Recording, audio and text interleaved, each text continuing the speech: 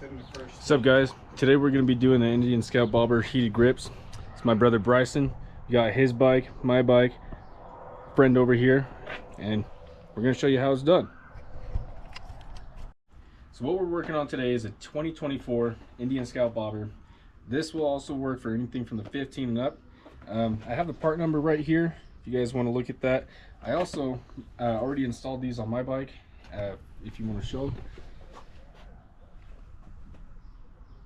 I will say that these are by far a must-have. So we're gonna get into start taking it apart and show you guys along the way. All right, so the first step that you guys want to do is go ahead and take off your seat, because that holds the bolts for the tank.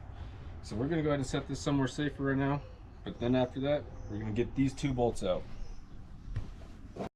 All right, so we got our 13mm ratchet wrench or ratchet on here, and we're just gonna go ahead and pop these guys off. All right, and so once you get those two out, there is going to be another two right above that. So just lift this little plastic piece up that says Scout, and then go ahead and get those guys out also. All right, so the next thing is we're going to go ahead and undo these two hoses. So there's this little press clip on there. You can go ahead and slide it back with your fingers. And then there's this other guy, has just the connector right up in there underneath that mounting plate. So go ahead and pop that guy off, and this guy. And then after that, what we're gonna go ahead and do is we're gonna try to see if we can lift this up just a little bit. And then once you lift that up, have someone help and hold the back. Yeah, gives you enough room to go ahead and grab this hose right here. And there's a little press fitting at the top. If you press that guy, you can pull it off. Oh, there might be one on the bottom. So, ow, goodness, that's hot. So there's a connection at the top and bottom. Sorry for leaking gas over here. You're good. But there's a little press fit connection. You just squeeze both sides of that, and then you can go ahead and get that fuel line off. Once you do that, underneath the tank itself, if you notice, there's this wire that's coming up right here. It's got the blue on it. Yeah, that goes straight into your fuel pump itself. So we're gonna go ahead and press that little fitting on there and get that guy off also. There we go. Okay. And don't be worried about pulling the tank up too much. You're not going to damage anything. Yeah. So now that you got that done, if you notice over here, there's going to be this little indentation, and what that is it's a little groove for the frame of your bike to let the tank slide onto. And so now what we can do is we can go ahead and pick this guy up in the back, lift up the end just a little bit, and slowly start working that back. Just be a little careful with this, because these things are not cheap to replace. So right here on the inside of this tank, you can see that there's those little grooves, and what fits into those is these guys right here.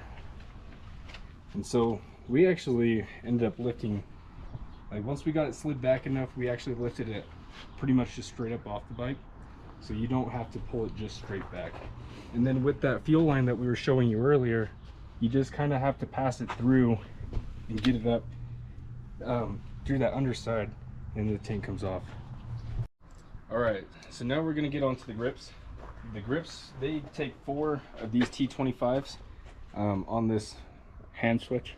And so we're going to go ahead and pull that off, and then we'll move over to this guy. This guy we actually already broke free.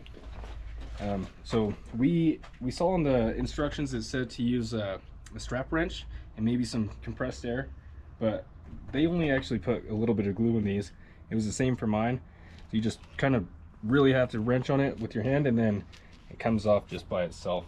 If you notice in here, there's those 4 little spots, and they have the glue just running down there, and that's kind of corresponding to the grip itself or the handlebar itself. And probably be sure to clean off all that extra dried up glue before putting the new ones back on. No, 100%. So now we already got that one off. We're gonna go ahead and jump over to this side. I can do that on camera if you'd like, so that way it's a little bit more explained. And the reason why we're posting this video too is because when we were doing mine, there was almost nobody who actually showed step by step on how to do it. They kind of just walked around their bikes and explained it. And after it was done. Yeah, after they already had it done. And so at least this way, it kind of helps somebody else who doesn't want to spend the 2 hours worth of labor that they might charge at a shop, you know, just to have these installed. So hopefully it helps. They look pretty good too. One thing we'll recommend is don't actually spend the money on the Indian glue, because we put it on his and we let it sit in cure, and yeah, overnight and everything. And the next day we turn it on, and when these got actually up to temperature on the highest setting, it re-melted that glue and it was able to slide and come back off. So we're actually going to be using this 3M quick fix adhesive kit. It comes with this spray, but I'm not going to use it. We won't be able to use a spray. And so that glue that I have, I actually use that at my work. I do auto body tech work, and that stuff's pretty strong, and so I feel pretty confident in the fact that that will definitely hold these on, or at least the left hand side. But yeah, it should be good. And if it's not good, we'll use super glue. But so I already got these bolts already taken out, or these screws taken out, and so all you have to do is kind of just separate the two pieces. And if you notice right here, there's actually this little notch, and that little notch fits right into that hole, so it's almost like foolproof. You really can't mess it up. So now that we got that off, we can go ahead and slide that little tube off. It kind of just fits into there, so, and it just comes right out. On the old ones and the new ones, they just have these blockings that will go right in there, so no position will be messed up or whatever. All right, so now when you open up your box, that's what we just did. It'll actually have all the wiring like pre-connected. So just for the ease of convenience, I went ahead and separated them, so that way we don't have to worry about routing that right now. We can kind of just set this in, get the little switch thing put back on, and then route everything else, I guess. So same as the other one. This one just kind of slides in. You have your groove there, your groove there, and all you have to do is really just make sure it sits behind that first little catch thing, and then it'll go on. Oops, let's see. There we go. Okay, so it's as easy as that. Now what we can do is we can go ahead and grab the face of this little switch and then kind of press the two together, and you'll almost just want to feel for the little pin to slide into the handlebar itself, which it just did here. And then, you know, just make sure that your throttle is actually spinning. So while he's holding that, I'm actually going to go grab those screws real quick. All right.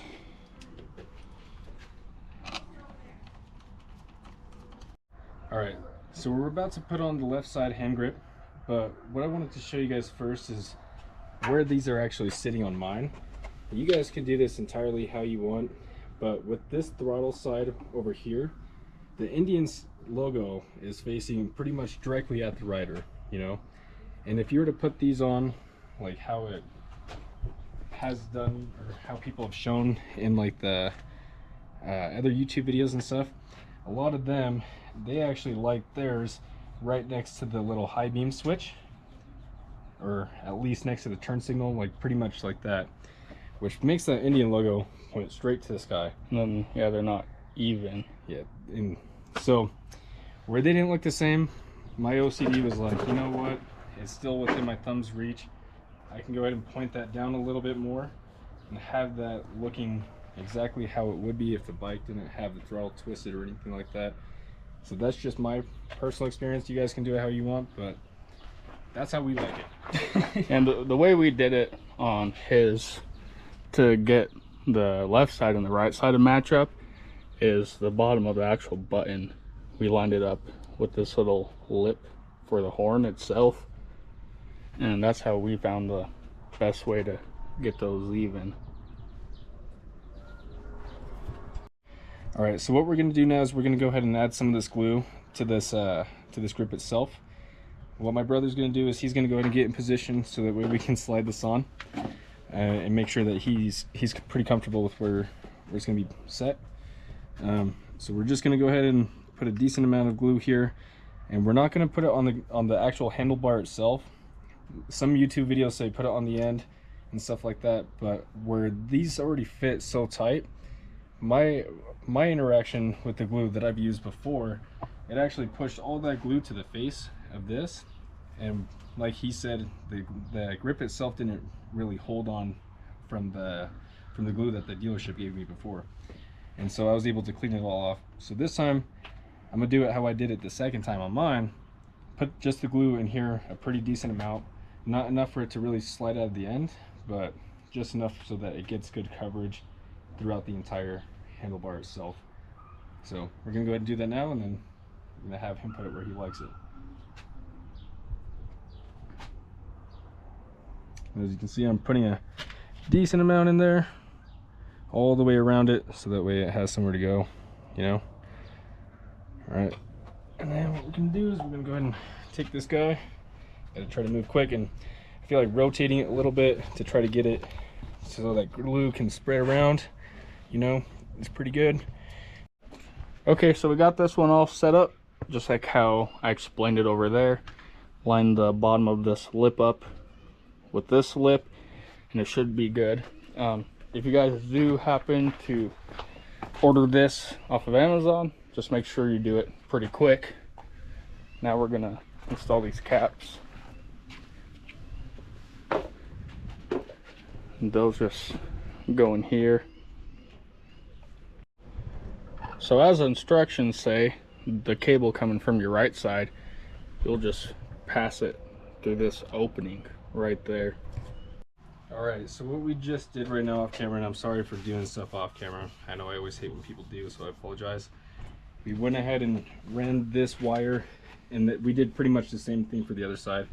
We ran it straight across, so that way it sits under that little lip, or that little edge. And what we did is wrapped it around the bolt that actually goes through the steering. Oh yeah, you can kind of see it right there. It's that little silver, that silver nut. big nut, yeah. And then what we did is we just kind of looped it so that way it has like its own path to try to follow, so that way it won't end up going back through and, you know, having exposed wires everywhere. It just looks pretty bad. So this is what we did. We did it on mine the same exact way, and I've been riding it for almost a couple 100 miles and no problems yet. And I feel like if it would have had a problem, it would have done it already. So we're gonna do it this way. And it's the same as this side. Yeah. We went under and we came out on the opposite side to go around it. Yeah, so this bigger connector comes from the passenger side, or not passenger side, I'm thinking car's left-hand side, and then this one came from the right-hand side. And so, yeah, kind of just snaked them through, you know, cross over them. So what I did just now is I grabbed this little wiring harness and I sent it right behind here, right behind the shock or fork. And what I'm gonna do now is go ahead and connect these guys, but rather than have them go over, I'm gonna actually pass them down under and through, so that way when the wires do end up getting pulled through, you don't really have to see them. It's a little bit cleaner, and they just click in. You know, you can hear them and feel it. Go ahead and grab this guy, do the same thing. Oops, there we go. And so now with that, what we can do is we can start pushing these back up in there. And what I did on mine is I actually held my right hand underneath here so that wire can't go back out of it. It only forces it to go upwards, if that makes sense. So that's what we're gonna do now. We're gonna go ahead and shove that in there, you know, and I can feel the wire trying to go out of that hole that it came through. And don't worry, this is exactly how the instructions will say it, or to do it, excuse me. I'll put a link in it, but they want you to run it and then run them out and connect it and pull this back up, and it'll all sit under your gauge cluster.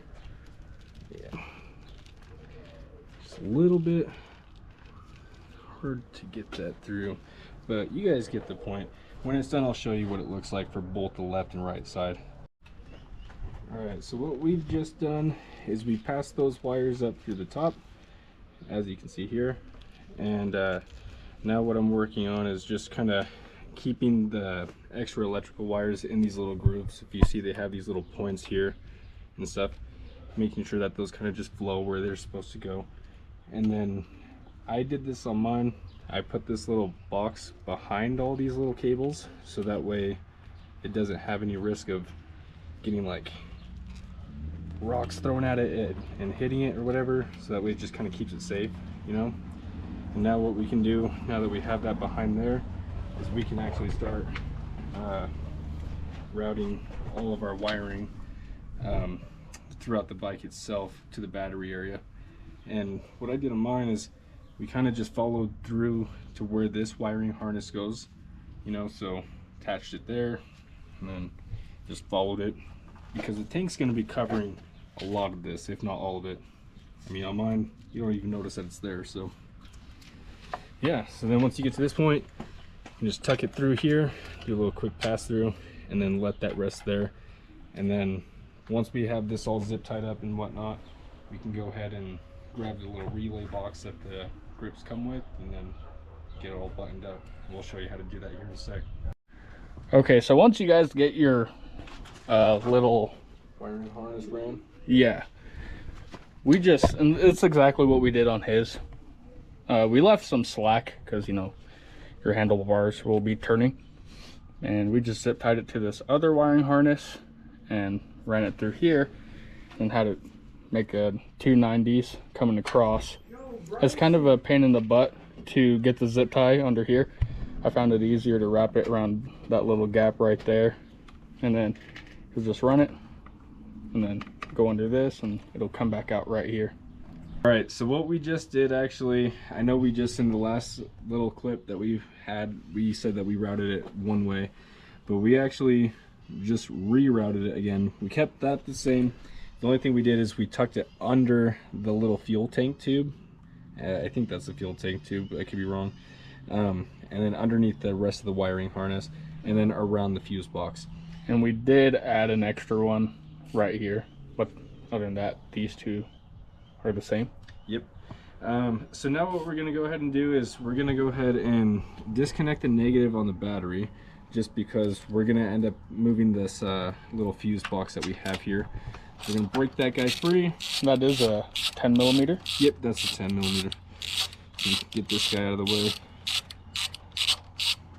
All right, make sure that the bolt doesn't fall, because we've already had that happen once on mine and that was pretty tricky. So now that we got that guy out of the way, we can go ahead and move that, so that way we're not getting grounds. And these two just stacked on top of each other. That's one thing to keep in mind, because at first it didn't look like they were stacked when we did mine. And when we started the bike, it will still turn over, but it'll end up having a little bit rougher of an RPM. You can hear the engine actually like start being more throaty and yeah, be more stuttery. So we're gonna get those out of the way. And then on this guy, this is the fuse box right here. And if you notice right here, there's these little plastic fins, I guess is what I'd like to call them. You can press these guys towards the positive on the bike, and then you can slide it. And once it's slid out, then you can go ahead and move that guy out of the way. All right, so now that this guy is out of the way, what we can go ahead and start looking for is where we're gonna hook this little wiring harness up to. So if you look here, you can see that you have a positive, you have a ground, you have a wiring connector, and then you also have this little male connector. And so what we're looking for right off the bat is somewhere where this little male connector can go. And on the Indian's instructions, it doesn't really give a clear example of where it goes, other than there should be a spot for it in the wiring harness itself. But after a long look around when we were doing mine, we noticed off the fuse box itself, there's going to be some electrical tape that's wrapped around it. So we can go ahead and remove that now. And if you start to see, you know, there it is. And so what we did on mine is we just took pretty much like a razor blade and snipped that end off of the little wire that goes to this, and that allows you to be able to run that little, this one right here. yeah, that little male connector into that. And then from there, it's honestly, it can only get more straightforward from here, because off that you have your harness itself that has the connector. You have your ground and your power. So like I said before, you have your male connector, you have your actual what's it called, wiring harness with the clip connector, your ground, and your power. So we're gonna go ahead and let's see, what do we want to do first? We're gonna go ahead and splice this, or not splice, I apologize. We're gonna go ahead and cut, yeah, we're gonna go ahead and cut that off, get that ran first, so that way we can run the rest of this, and then we'll show you once it's done how we routed everything, because it's honestly not hard. It's not too bad. All right guys, so we just got everything pretty much routed. We are gonna end up tucking this either up here or down here. We haven't decided yet. But as far as how we ran the wiring that comes off of this little pigtail, as you can see, you know, we ended up doing the power underneath the little gasket that the power actually comes with. We did it right on top, right off the line, and then from that line you have that little harness that connects into that little relay from the grips themselves, and then following that just kind of tucks down on top of that little 10mm grounding. And then we did it this way. It went for this little male to female connector. It goes underneath the positive, just so that way when we do end up tucking this down, you have more room to actually lay it down, and it's not trying to be bound up by anything. This is what I think is going to work the best, honestly. So I mean, you guys can try different methods if you'd like. This just works, or this is just what works best for us. But now we can start getting everything put back together here and getting the tank back on. But if we have everything powered on, you can still switch the ignition on and test these out. That's something I'd recommend. And right now they are definitely pretty toasty. They're warm. So they're working good. Everything's ran good, looks good. So now we're gonna go ahead and start tightening everything back up over here, and then we'll show you what it's like to put the tank back on. So actually, the Indian's direction said to go ahead and tuck this down into this little valley right between the battery and the rear fender. So we're gonna go ahead and do that right now and kind of clean this little spot up a little bit. So I'm gonna just tuck that guy right down there. You got that wire. Let's move it. So we're gonna tuck that down just like that, pretty much, and then the rest of this kind of just sit out of the way. And then we can, let's see, get this guy put back in, because that's what we took out first. Maybe. See, and oh yeah, so really fast, actually, these have two little posts, so if you're wondering, and that sits into this little metal rail. You can see it right here where my finger is, and then there's another one right there. So you just got to get those little posts into those spots and then push it forward towards the front of the gas tank would be, and you'll hear it click. So now that that's done, we can go ahead and take these previous little spare connectors, tuck those down right back into where they go, and then grab your little power wire, you know, do the same thing. Actually, let's run them behind this, and then yeah, that's honestly pretty much it for that part. You know, this one was just kind of sitting there before as it was, you know, so it's no real harm in how that's sitting. So yeah, everything's back together there. We decided to go ahead and show you how it looks buttoning it back up, just because sometimes these things can get confusing and it's a little bit easier to explain it with showing it. So yeah, so we're good on that. All right, so now we're ready to go ahead and put the tank back on. So just one thing to keep in mind, it does have those little grooves that we were talking about earlier. Keep your handlebars straight so that way it goes on a little bit easier. So we can go ahead and start setting this down, and it kind of just press fits in. Just be careful with it. Let's see, make sure it doesn't hit any of the bolts on the side, scratching your paint. Yeah, and then just kind of push down from the top, and then from this side you can kind of just see, like, or from this inside you can kind of just see where those little channels are. So from here we're actually at pretty much a perfect height, so we can actually start pressing that forward towards the bike itself, which is kind of a struggle. But once you get it, it goes. All right, and then over here, what we're gonna do is, on my side, let's see, we're gonna go ahead and take this this fuel line, we're gonna run it back through the inside of the frame, and then we're gonna tuck it back under. It's kind of tricky because there's a lot of little hoses here. Let's see if we can get that. Might have to bend it a little bit or maneuver it into the way that you want it. So close. Okay, there we go. So now we can get that, turn it back into where it was before, like the same orientation.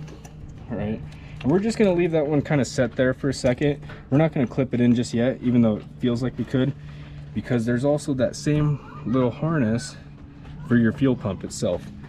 And so what I'm gonna do is I'm gonna look under here, and you can see it. It just goes, might be a little bit hard to see, sorry guys, but believe me, right off the hose there's gonna be that little connector itself, and they only go one way, so I'm gonna clip that guy in and you can hear it, and that's it. So now, now what we can go ahead and do is grab this little fuel line itself with this little quick fitting and listen for the click, and that's that. So now we can go ahead and set this guy down, make sure it's pushed forward as far as it can go, and then you'll have these two hoses, or the two little breather lines. And what I like to do is actually not get the one on the left side first. I want to get this guy on the right, because this one you can keep it in place with the hose clamp, and you can make sure that it's not going anywhere, you know.